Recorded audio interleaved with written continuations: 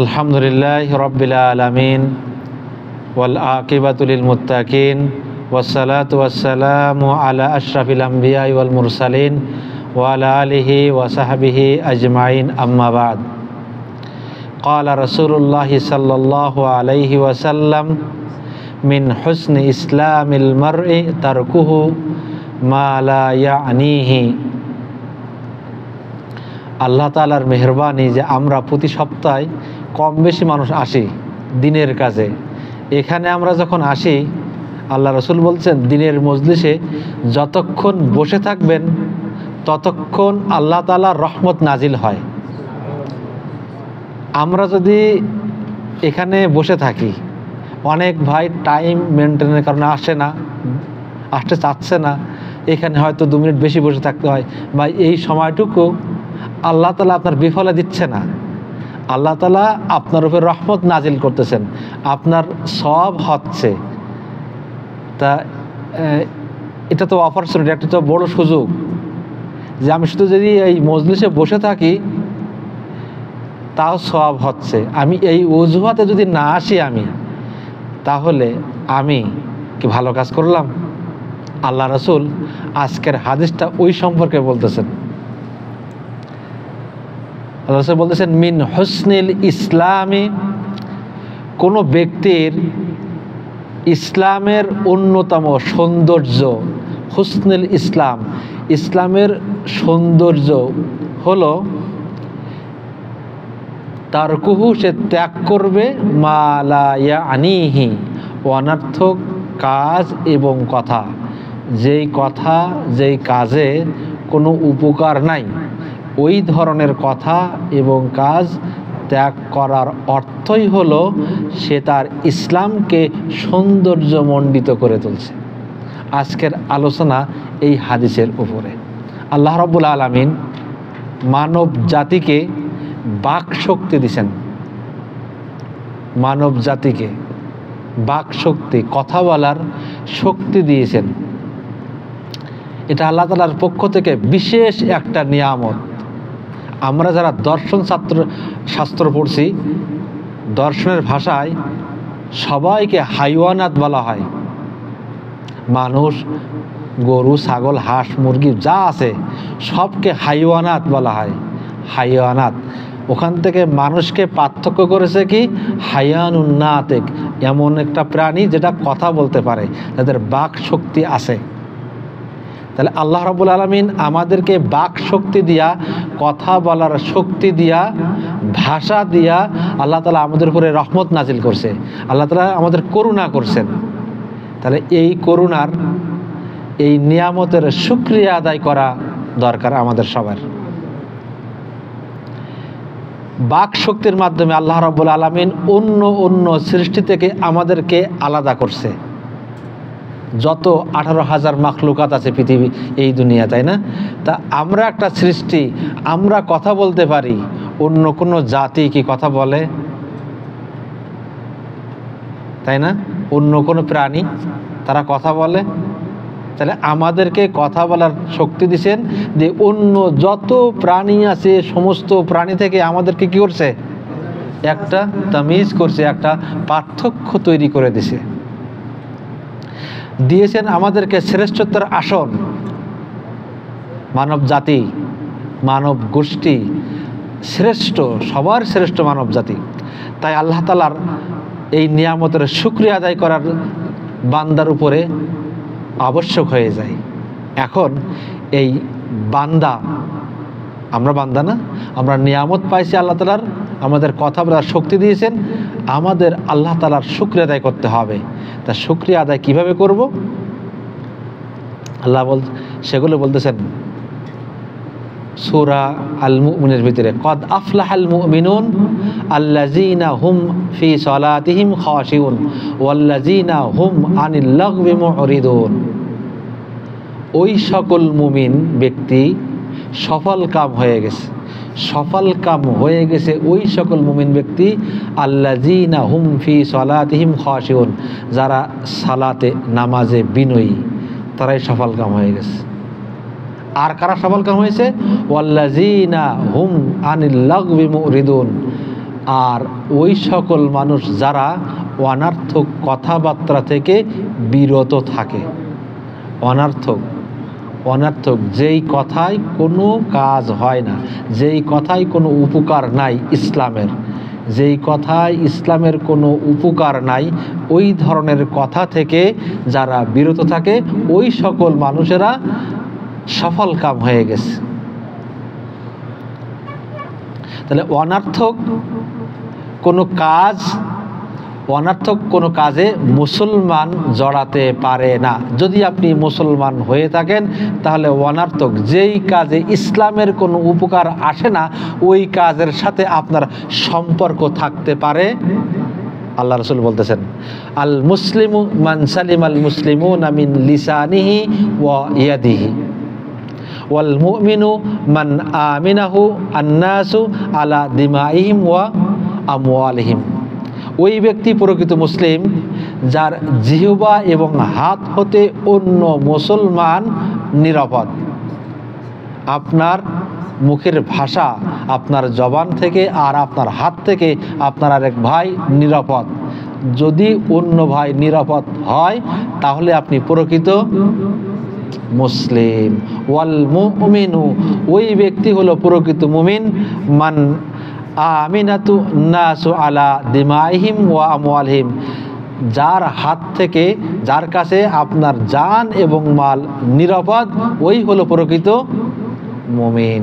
আপনি টাকা আমানত রাখছেন, আমানতের টাকা ফিরাই দিছে যথাসময়, তাহলে ওই হলো প্রকৃত মুমিন ব্যক্তি।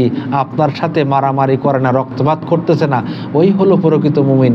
আর প্রকৃত মুসলমান ওই ব্যক্তি যার জবান হতে আর হাত হতে অন্য মুসলমান নিরাপদ।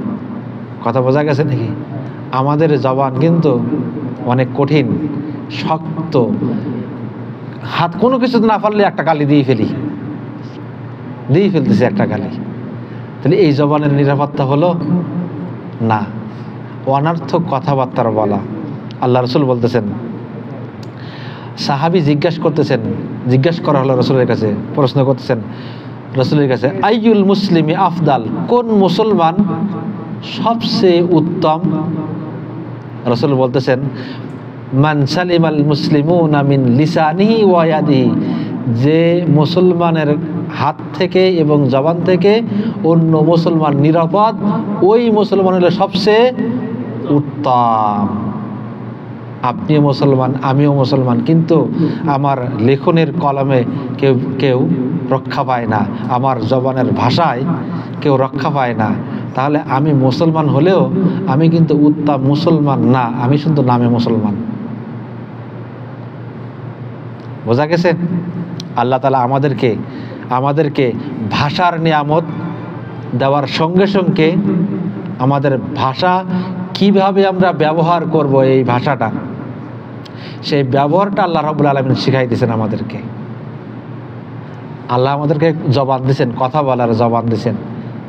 তা কথার বলার সাথে সাথে আল্লাহ রাব্বুল আলামিন আমাদেরকে শিখাই দিচ্ছেন যে আপনি কিভাবে কথা বলবেন, আপনি আপনার ভাইয়ের সাথে কিভাবে কথা বলবেন, আপনার বাবার সাথে কিভাবে কথা বলবেন, আপনার মায়ের সাথে কিভাবে কথা বলবেন, আপনার পরিবারের সাথে কিভাবে কথা বলবেন, আপনার প্রতিবেশীর সাথে কিভাবে কথা বলবেন, আপনি আপনার অন্য এক মুসলমান ভাইয়ের সাথে কিভাবে কথা বলবেন, সেই বাচন ভঙ্গিটা আল্লাহ রাব্বুল আলামিন শিখাই দিচ্ছেন আমাদেরকে। কোন কোন কাজগুলো কিভাবে, কোন ভাষাগুলো, কথাগুলো বললে ভাষার সঠিক ব্যবহার হবে, আর কিভাবে ভাষাটা ব্যবহার করলে মানুষ কষ্ট পাবে, আল্লাহ রাব্বুল আলামিন সেটাও আমাদেরকে শিখাই দিচ্ছেন।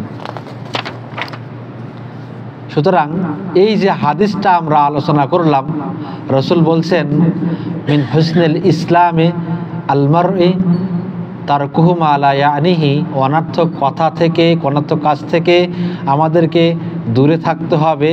তো এই হাদিস থেকে আল্লাহ তাআলা, রাসূল সাল্লাল্লাহু আলাইহি সাল্লাম আমাদেরকে কথা বলার বিধান, কথা বলার সঠিক পদ্ধতি কি, সেটাই আমাদেরকে শেখাচ্ছেন, যাতে আমরা পরিপূর্ণ কি হতে পারি, মুমিন হতে পারি। এটা আল্লাহ রাব্বুল আলামিন আমাদেরকে কি করতেছেন? শিখাই দিচ্ছেন। রাসূল সাল্লাল্লাহু আলাইহি ওয়াসাল্লাম আমাদের শিখাই দিচ্ছেন। সুতরাং আমাদেরকে কথা বলার বিধানটা কি, এটা আমাদেরকে শিখতে হবে। বিধানটা কি? আল্লাহ তাআলা এখন কথা, কোন কথাগুলো অনর্থক কথা, কোন কথাগুলো, কোন কাজগুলো অনর্থক, উপকার আসে না, সেইগুলো আগে জানতে হবে। তাহলে অনর্থক এবং বেহুদা কথা থেকে বেঁচে থাকা, এটাই হলো কথাবার্তার বিধান, কথাবার্তার সঠিক নিয়ম। অনর্থক, অন্যায় কাজ, খারাপ কাজ, অন্যায় কথা, অন্যায় ব্যবহার, যেগুলো মানুষে কষ্ট পায়, এই ধরনের জিনিস থেকে বিরত থাকাই হলো আমাদের এই যে কথা বলার বিধান। পবিত্র কোরআনুল কারিমে এবং রাসূল সাল্লাল্লাহু আলাইহি ওয়াসাল্লামের হাদিসে অনেক হাদিস আছে। আল্লাহ রাসূল শিখাচ্ছেন মানুষকে কীভাবে কথা বলতে হবে। কোরআনের অনেক আয়াত আছে, আল্লাহ রাব্বুল আলামিন শিখাচ্ছেন যে কীভাবে কথা বলতে হবে। যেমন আল্লাহ তাআলা বলেছেন, وَقُلْ لِعِبَادِي يَقُولُوا الَّتِي هِيَ أَحْسَنُ إِنَّ الشَّيْطَانَ يَنزَغُ بَيْنَهُمْ إِنَّ الشَّيْطَانَ كَانَ لِلْإِنسَانِ عَدُوًّا مُبِينًا। ওয়াকুল, হে নবী আপনি বলে দিন। কাকে বলে দিন? লিইবাদি, আমার বান্দাদেরকে বলে দাও। কে বলছে? আল্লাহ রাব্বুল আলামিন বলতেছেন, হে নবী আপনি আমার বান্দাদেরকে বলে দাও, ইয়াকুলুল্লাতি হিয়া আহসান, তারা যেন উত্তম কথাগুলো, ভালো কথাগুলো বলে। তাহলে মানুষের সাথে কি কথা বলতে হবে? ভালো কথা বলতে হবে। খারাপ কথা বলা, এ কার কথা? এটা আল্লাহ রাব্বুল আলামিনের কথা। আল্লাহ তাআলা বলেছেন সূরা বনী ইসরাঈলে 53 নম্বর আয়াতে, ওয়াকুল লিইবাদি ইয়াকুলুল্লাতি হিয়া আহসান, হে নবী আপনি আমার বান্দাদেরকে বলে দাও তারা যেন কথা বলার সময় এমন কথা বলে যেই কথাগুলো সবচেয়ে উত্তম কথা, ভালো কথা। তারপর কি বলছে? ইন্নাশ শাইতানা ইয়ানজাগু বাইনাহুম, নিশ্চয় শয়তান খারাপ কথা দ্বারা মানুষের ভিতরে বিশৃঙ্খলা সৃষ্টি করে। কে করে? মুসলমানের ভাই। আল মুসলিমু আখুল মুসলিম, এক মুসলমান আর এক মুসলমানের ভাই। এক ভাই আরেক ভাইয়ের সাথে কখনো শত্রুমি, বিশৃঙ্খলা, খারাপ কথা, খারাপ ব্যবহার, খারাপ আচরণ করতে পারে না। তা কখন হয়ে যায়? এটা হয়ে যায় ওই যে শয়তান, ইবলিস শয়তান। আল্লাহ বলেন ইন্নাশ শাইতানা ইয়ানজাগু বাইনাহুম, শয়তান তোমাদের ভিতরে, তোমাদের এই ভাইদের ভিতরে, মুসলমানের ভিতরে খারাপ কথার দ্বারা বিশৃঙ্খলা সৃষ্টি করে। আল্লাহ বলছেন ইন্নাশ শাইতানা কানা লিল ইনসানি আদুউম মুবিন, শয়তান তোমাদের প্রকাশ্য শত্রু। আল্লাহ বলে নাই কিন্তু কাফের তোমার শত্রু বলছে। আল্লাহ বলছে শয়তান অনেক জায়গায় বলছে, আর শয়তান তোমার প্রকাশ্য শত্রু। অথচ আমরা সবাই শয়তানকে প্রশ্রয় দিই যাতে আমি আমার ভাইয়ের সাথে গোলমাল করতে পারি, ভাই বোনের সাথে সম্পর্ক নষ্ট করতে পারি, এই জন্য শয়তানকে প্রশ্রয় দিই। আপনি শয়তানকে প্রশ্রয় দিয়েন না, আপনার সাথে আপনার ভাইয়ের গোলমাল হবে না, আপনার সাথে আপনার প্রতিবেশীর গোলমাল হবে না, বিশৃঙ্খলা হবে না, আপনার সাথে আপনার আত্মীয়র কখনো সম্পর্ক নষ্ট হবে না, আপনি যদি শয়তানকে প্রশ্রয় না দেন। শয়তানকে যখনই আপনি আপনার এই কলবের ভিতরে, অন্তরের ভিতরে ঢোকাবেন, সে আপনাকে ওয়াসওয়াসা দিবে, আপনাকে ধোঁকা দিবে, তার খারাপ কথার মাধ্যমে মায়ের পেটের ভাইয়ের, সহোদর ভাইয়ের সাথে সম্পর্ক নষ্ট হয়ে যায়। গতকালকে এক ভাই আমাকে বলছিল যে তার 2টা ছেলে, তার 4টা ছেলে, তার 3 নম্বর আর 2 নম্বর আর 3 নম্বর ছেলে মারামারি করে এক ছেলে আরেক ছেলের মাথায় দা দিয়ে কোপ মারছে, মারা গেছে। নিজের সন্তান, ঔরসজার সন্তান। দেখেন কি কেনা ঘটাইল? এই শয়তান। ইন্নাশ শাইতানা কানা লিল ইনসানি আদুউন মুবিন, শয়তান প্রকাশ্য মানুষের শত্রু। আমরা শয়তান থেকে কি করি না, দূরে থাকি না। সুতরাং যেসব কথা এবং কাজে কোনো ধর্মীয় উপকার নাই, ধর্মীয় উপকার নাই, ওই সকল কথা এবং কাজ হলো কি অনর্থক কথা এবং কাজ। কথা বোঝা গেছে নেই? আল্লাহ রাসূল বলছেন তারকুহু মা লা ইয়ানি, ত্যাগ করো ওই সকল কথা এবং কাজ। কোন সকল কথাগুলো? যেই সকল কথা এবং কাজ ধর্মীয়ভাবে কোনো উপকার হয় না। কেচ্ছা গাইতেছেন আপনি, আপনি কোথায় সফর করছেন, কি করছেন না করছেন, সেই কেচ্ছা আপনি গাইতেছেন, এতে ইসলামের উপকার হচ্ছে? যদি উপকার না হয় দরকার নাই। রাসূল বলতেছেন, আগে গতদিন বলছিলাম আমরা যে তোমরা হয়তো বা ভালো কথা বলো, না হয় কি করো, চুপ থাকো। যদি তোমার কাছ থেকে ভালো কথা না আসে তুমি চুপ থাকো, তুমি বানাই কথা বলো না। আমরা যখন বিশেষ করে গল্প করতে বসি, আমি সফরে গেছি, কি করছি, কোন জায়গায় কি হয়েছি, নদী দেখছি কয়টা, পাহাড় দেখছি কয়টা, আমি বিমান উঠছিলাম, বিমানবেলা কয়টা ছিল, ওখানে বিমানের সিট খালি ছিল কি না ছিল, দুনিয়ার সমস্ত গল্প। উপকার হচ্ছে কিন্তু ইসলামের না, এই কথায় উপকার হচ্ছে না। তাহলে আপনি এই কথাগুলো বাদ দেন, এইগুলো হলো অনর্থক কথা, এই কথা বাদ দেন। আল্লাহ রাসূল এই কথা বোঝান তারকুহু মা লা ইয়ানি, এই কথা ইসলামের কোনো উপকার হচ্ছে না, সুতরাং আপনার এই কথা থেকে আপনি বিরত থাকুন, নীরবতা পালন করুন। কারণ রাসূল বলছেন, হয় ভালো কথা বলো, না হয় কি করো, চুপ থাকো।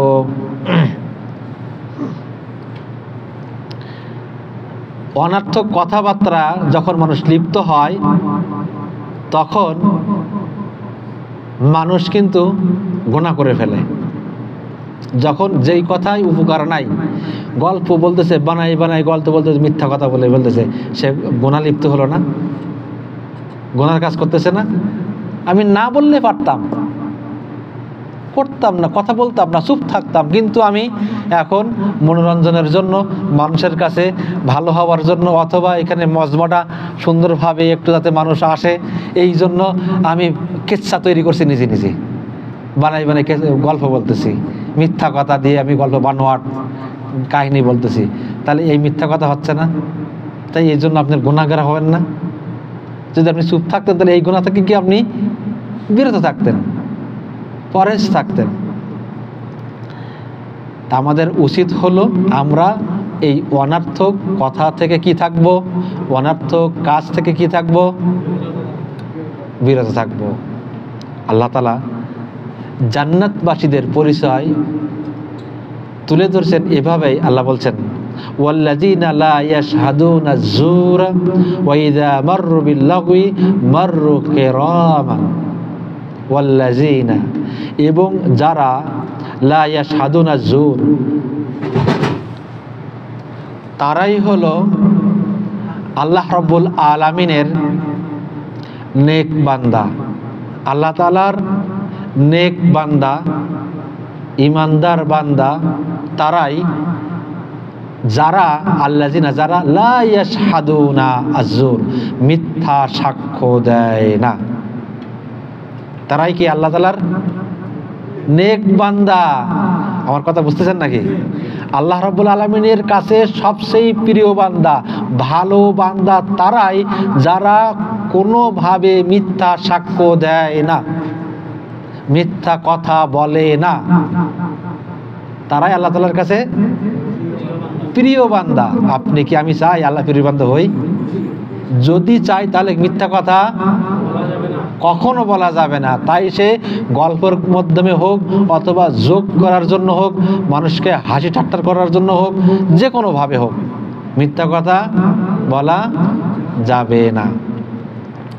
ওয়াইযা মাররু বিল্লাগwi, ঘটনাচক্রে যদি তারা কোনো অযথা, অন্যায় এবং অনর্থক কার্যকলাপের পাশ দিয়ে অতিক্রম করে, তারা কিভাবে অতিক্রম করে?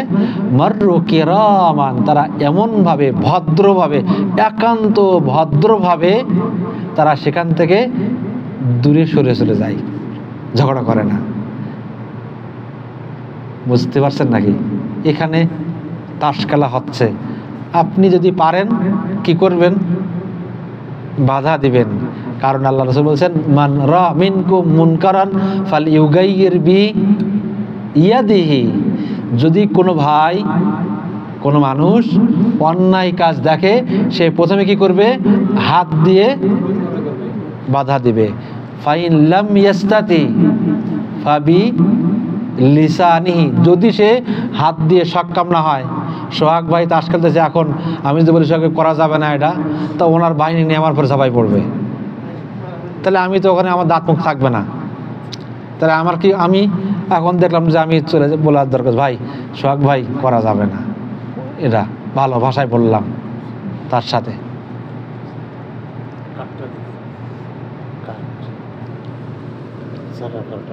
হ্যাঁ, কেন? হ্যাঁ,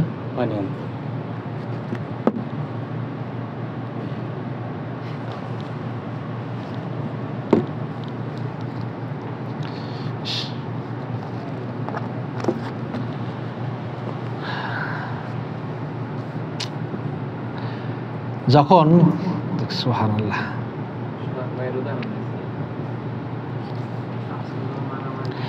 ফাইন লাম ইয়াস্তাতি ফাবিলিসানিহি, যদি সে হাত দিয়ে সক্ষম না হয়, তাহলে সে মুখ দিয়ে কি করবে? বাধা দিবে। ফাইন লাম ইয়াস্তাতি, যদি মুখ দিয়েও কথা বলে না পারে, তাহলে কি করতে হবে? সে অন্তর দিয়ে ঘৃণা করবে। তাহলে আপনাকে কি করতে হবে? বাধা দিতে হবে। এখন যদি আপনি নাও পারেন, ঘৃণা করলেন, সেখান থেকে আপনি ভদ্রভাবে চলে গেলেন, এটাই বলতেছেন আল্লাহ তাআলা। মাররু কিরামান, সেখান থেকে সে চলে যাবে ভদ্রভাবে, অভদ্র আচরণ করবে না তাদের সাথে। আমরা বলি না, আমরা করি না, যখন কিছু না পারি দেখি নেবো তোর এক সময়, এখন পারতেছে না, দেখি এখন শক্তিতে পারতেছে না, তোরকে আমি ছাড়বো মনে করিস, সময় আসলে তোর দেখি না ছাড়বো আমি। তাহলে ভদ্র আচরণ হলে না? না। আপনি যদি ভদ্র আচরণ করেন, হয়তোবা ওই ভাই আপনার ব্যবহারে মুগ্ধ হতে পারে, সে খারাপ কাজটা ছেড়ে দিতে পারে। রাসূল সাল্লাল্লাহু আলাইহি সাল্লামের কাছে দেখেন, রাসূলের ব্যবহারেই কিন্তু ইসলাম গ্রহণ করেছে মানুষ, সুন্দর ব্যবহারে, তাই না? তরবারের তলায় কিন্তু ইসলাম হয় নাই, আল্লাহ রাসূলের আগেই হয়েছে ব্যবহারে। যুদ্ধের ময়দানে না তরবারের ব্যবহার হয়েছে, এর আগে কিন্তু রাসূলের ব্যবহার।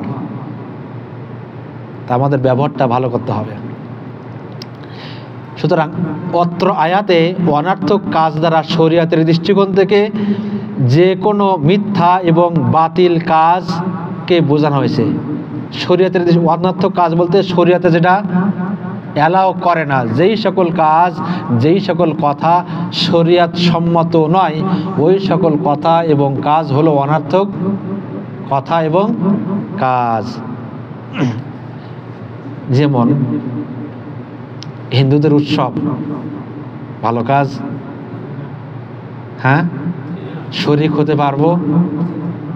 হ্যাঁ, পারবো না। মেলা হয়েছে, এখন বৈশাখী মেলা হচ্ছে, যাওয়া যাবে নি? হ্যাঁ, ওটা কি ভালো কাজ হচ্ছে ওখানে? আমার কথা বুঝতেছেন নি? বৈশাখী মেলা হচ্ছে, অথবা বিভিন্ন মেলা হচ্ছে, আমাদের দিকে অন্য ধরনের মেলা হয়, তো বিভিন্ন ওরস হচ্ছে। ওরস, যদি ওরসকে শরীয়ত সম্মত?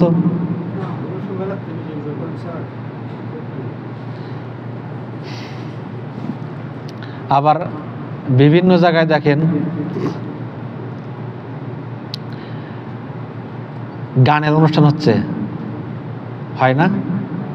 ওই জারি গান বলে, আবার ওই পালা গান, আবার ওই কি একটা আছে, ওই না ওই যে আরেকটা আছে, মানুষ স্টেজে ওই ওঠে বিভিন্ন যাত্রা পালা। আপনি ওয়াজ মাহফিল দেন আর যাত্রা প্যান্ডেল দেন, আল্লাহর কসম বলতেছে ওই যাত্রা প্যান্ডেলে মানুষ বেশি হবে। ওখানে 500 টাকা টিকিট কেটে যাবে, তাও ওখানে মানুষ বেশি হবে। ওয়াজে আপনি খাওয়াবেন মানুষ, দেখবেন মানুষ পাবেন না, পাবেন মানুষ, ওরা ঘুরে এসে খাওয়ার সময় আসবে, টাকা দিয়ে ওখানে যাবে, পরে ঘুরে আসবে, এসে এখানে খাইতে আসবে। তো এইগুলো সঙ্গীতের অনুষ্ঠান দেখবেন যে শিল্পী আনছে, এখন মমতাজের আনছে জেদ্দাতে, দেখবেন যে এখানে 1000 টাকা করে টিকিট, 1000 রিয়াল, তাও ফাঁকা নেই। হ্যাঁ, বিশার থেকে যায়। আল্লাহ আস্তাগফিরুল্লাহ। এক ভাই সিনেমা দেখতে বাংলাদেশে চলে গেছে টিকিট কাইটা, দেখছেন? এগুলো ভালো কাজ? ভালো কাজ না, ভালো কাজ না। মদের আসর বসে না, ভালো কাজ এগুলো? সিগারেটের আসর বসে? বসে। দেখবেন কি ওই চার দোকানে বসে ওই যে খেলা দেখতেছে, আর ভাইটাল দুইটা ল টানতেছে, ও নিজেও তো পাপ করতেছে, আর একজনের দিচ্ছে, তুই একটা ল, খাচ্ছে। তো এই যে এগুলো কি ভালো জিনিস? এই ধরনের কাজ থেকে, এই ধরনের কাজ হলো সব খারাপ কাজ, বাতিল কাজ, অনর্থক কাজ। এই ধরনের কাজে অংশগ্রহণ করা, এই সময়টা যদি আপনি জিকির করতেন লাভ হতো না আপনার?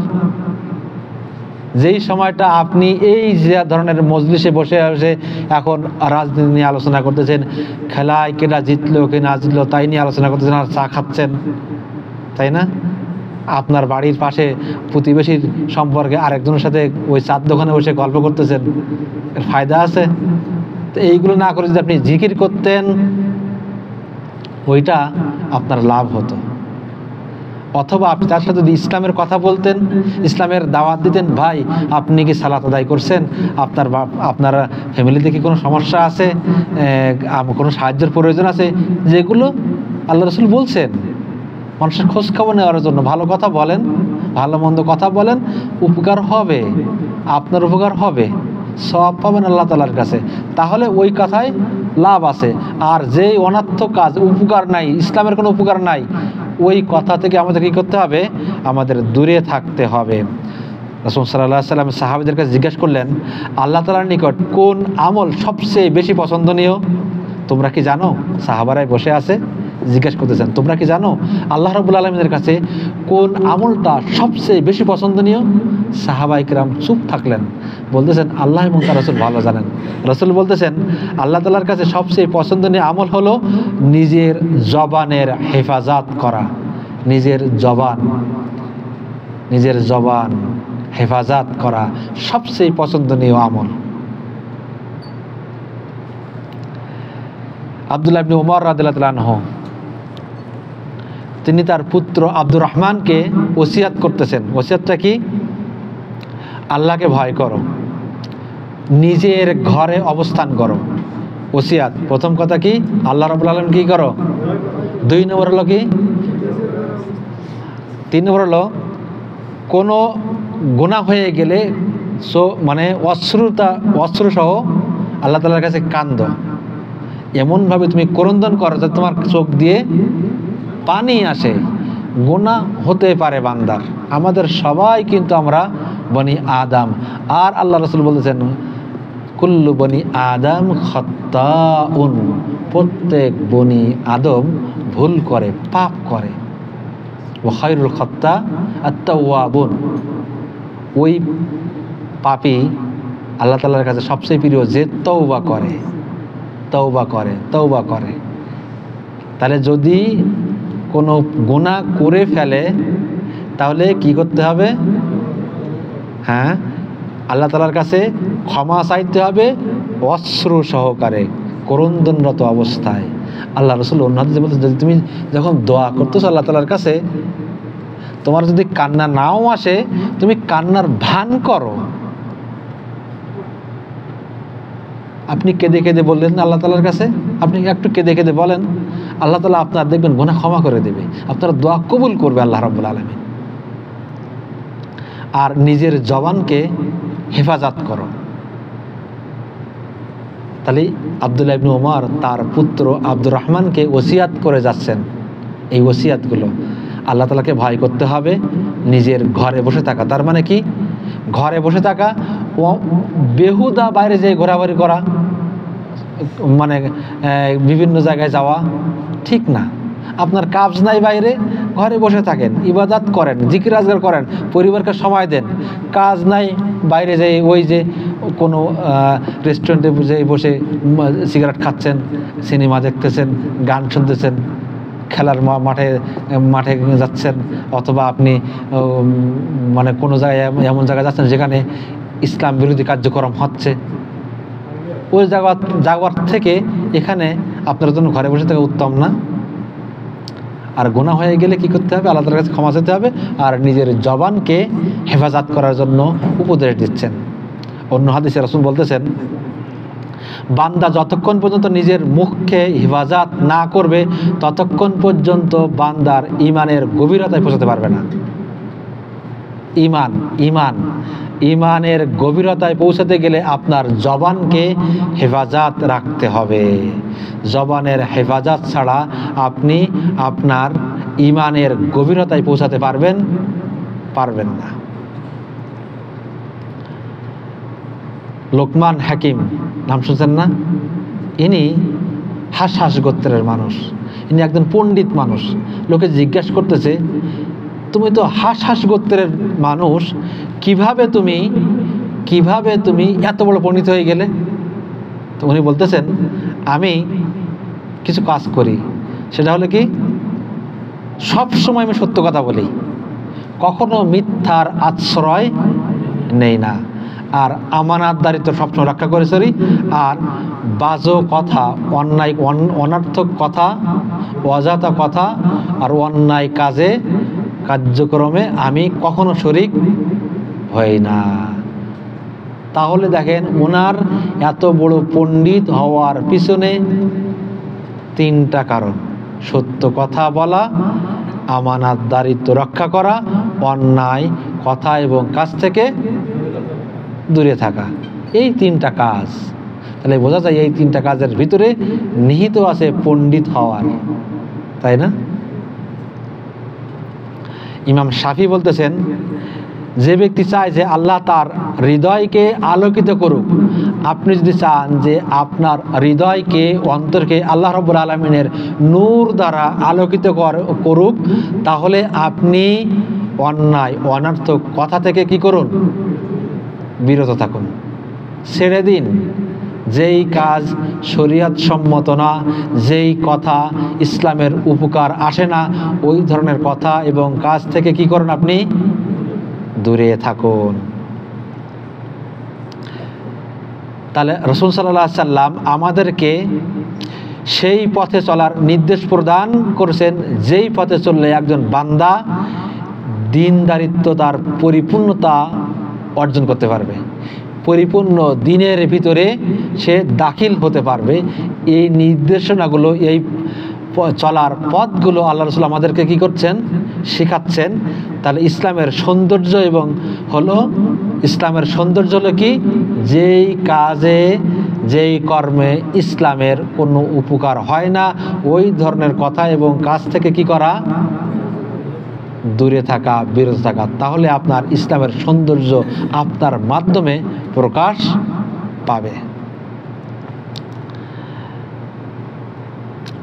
একজন ব্যক্তির সুন্দর ইসলাম বলতে তার ইসলামকে সংশোধন করা এবং তার ঈমানকে পরিপূর্ণ করা বোঝায়। একজন ব্যক্তির পরিপূর্ণ ইসলাম বলতে ইসলাম সংশোধন করতে হবে আর ঈমানকে পরিপূর্ণ করা বোঝায়। প্রশ্ন করা হলো, তার ইসলাম সংশোধন এবং পরিপূর্ণ করার উপায়টা কি? রাসূল তার উত্তরে বলতেছেন, উপায় হলো অনর্থক কাজ, অনর্থক, অযথা, অকল্যাণ, যে কাজে কল্যাণ নয়, এই ধরনের অকল্যাণ কাজ এবং কথা থেকে কি করতে হবে? দূরে থাকতে হবে। এই সকল কথা এবং কাজ বর্জন করতে হবে। তাহলে আপনি পরিপূর্ণ ইসলাম এবং ঈমানের সৌন্দর্যটা আপনার দ্বারা প্রকাশ লাভ করবে। সুতরাং এই কথা এবং কাজ জড়িত আছে কার সাথে? আপনার হৃদয়ের সাথে, তাই না? কথাগুলো, কাজগুলো আপনার জিহ্বার সাথে, আপনার অঙ্গ প্রত্যঙ্গের সাথে এই সমস্ত কথা এবং কাজ জড়িত আছে। সুতরাং আপনার অঙ্গ প্রত্যঙ্গ দিয়ে যেই সকল অনিসলামিক কাজ সংগঠিত হয়, আপনার জবান দিয়ে যেই সকল কথাবার্তা সংগঠিত হয় যেগুলো ইসলামের উপকার আসে না, ওই ধরনের কথা আর ওই ধরনের কাজ থেকে দূরে থাকা, বর্জন করাটাই হলো আপনার ইমানের সৌন্দর্য আপনার দ্বারা প্রকাশ পাওয়া। এই জন্য রাসূল সাল্লাল্লাহু আলাইহি ওয়াসাল্লাম বলছেন যে আমাদের প্রত্যেকের কর্তব্য হলো কথাবার্তা বলার ক্ষেত্রে সতর্কতা অবলম্বন করা। কারণ রাসূল বলতেছেন যে ব্যক্তি দুইটা জিনিসের জামিন হতে পারবে, আমি রাসূল সাল্লাল্লাহু আলাইহি ওয়াসাল্লাম কিয়ামতের দিন ওই ব্যক্তির জান্নাতের জামিন হব। দুইটা জিনিসের জামিন, একটা হলো এই জিহবা, একটা হলো দুই সোহালের মধ্যবর্তী বস্তু, সেটার নাম কি? এই জিহবা, জবান। দুই সোহালের মাঝখানে থাকে না? আর একটা হলো দুই পায়ের মাঝখানের জিনিসটা লজ্জাস্থান। এই দুইটা জিনিস যে হেফাজত করতে পারবে, আল্লাহ রসুল বলতেছেন কিয়ামতের দিন তার জন্য জান্নাতের জামিনদার হয়ে যাবেন আল্লাহ রসুল। এর থেকে বড় জিনিস আছে? নাই। কিয়ামতের দিন এই বিভীষিকাময় ময়দানে যখন মানুষ ইয়ানাফসি করবে, যখন সুপারিশ করার মতন কেউ থাকবে না, সেই দিন আপনি নিশ্চিন্তায় থাকবেন। আপনার কোনো চিন্তা থাকবে না, কোনো ভয় থাকবে না। আপনার জন্য জান্নাত জামিনকে আল্লাহর রসুল। শুধু দুনিয়াতে এই যে 50, 60, 70, 80 বছর দুইটা জিনিস সংরক্ষণ করতে হবে, হেফাজত রাখতে হবে। একটা হলো আপনার জবান, যেন কোনো ভাই কষ্ট না পায়, আপনার কথার দ্বারা কষ্ট না পায়, আপনার কথার মাধ্যমে কষ্ট না পায়। আপনার কথাটা যেন ইসলাম মাফিক হয়, শরীয়ত সম্মত হয়। কথাবার্তাগুলো, আপনার কাজ কামগুলো যেন শরীয়ত সম্মত হয়। আর আপনার ওই লজ্জাস্থানটা যেন অন্যায় কাজে ব্যবহৃত না হয়। যদি অন্যায় কাজে ব্যবহৃত হয়, তাহলে আপনি অন্যায় কাজে ব্যবহৃত হলে আপনি এই আল্লাহ রসুলের যে জামিন, আপনি জামিন কিন্তু হবেন না। হচ্ছে না? আমাদের কিন্তু ইচ্ছায় অনিচ্ছায় আমাদের লজ্জাস্থান ব্যবহার করতেছে খারাপ কাজে। এর ব্যাখ্যা বিশ্লেষণ এখন করলাম না। তাই আমাদের এই দুই জিনিসের আমাদের সংরক্ষণ করতে হবে। যদি আমরা দুনিয়াতে এই দুইটা জিনিস সংরক্ষণ করতে পারি, তাহলে আল্লাহ রসুল আমাদের জন্য জান্নাতের জামিনদার হয়ে যাবেন। রসুল জান্নাতের জামিনদার হয়ে গেলে আমাদের আর কোনো ভয় থাকবে না কিয়ামতের দিন। আল্লাহ রাব্বুল আলামিন আমাদেরকে আমাদের জবানের হেফাজত করার তৌফিক দান করুক, আমাদের লজ্জাস্থানের হেফাজত করার তৌফিক দান করুক। আমিন। ওয়া মা তৌফিক ইল্লা বিল্লাহ। আসসালামু আলাইকুম ওয়া রাহমাতুল্লাহ।